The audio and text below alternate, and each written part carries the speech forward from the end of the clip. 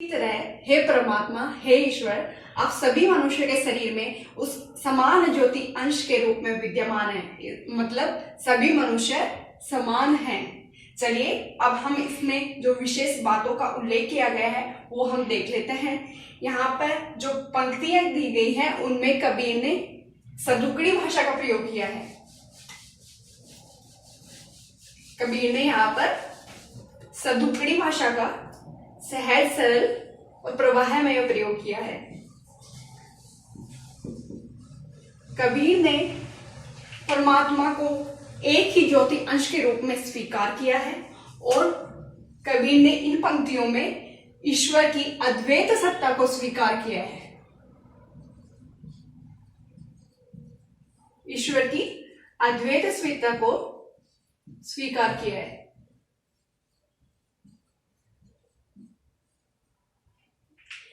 इन पंक्तियों में कबीर ने अलंकार का सहज प्रयोग किया है। जबरदस्ती अलंकारों को लाने का कोई प्रयास नहीं किया गया है, जिस तरह से उस समय भक्ति काल में किसी भी संत ने इस तरह का प्रयास नहीं किया है।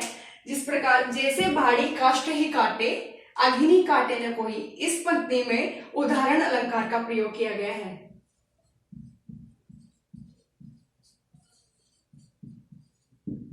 जैसे बाड़ी काष्ठ ही काटे अग्नि काटे न कोई। ठीक है विद्यार्थियों, अब हम इन पद की काव्य संवेदना को जानते हैं। इन पंक्तियों में कबीर ने एक ही बात, एक ही संदेश देने का प्रयास किया है कि प्रत्येक मनुष्य चाहे वो स्वयं को अलग अलग धर्मों, अलग अलग संप्रदाय में भले ही क्यों न बांट ले, अलग अलग जाति का भले ही क्यों न समझ ले, लेकिन प्रत्येक मनुष्य में उस परमात्मा का एक ही समान ज्योति अंश विद्यमान है। इसलिए प्रत्येक मनुष्य को स्वयं को दूसरे से भिन्न न समझते हुए भाईचारा लेते हुए आगे बढ़ना चाहिए।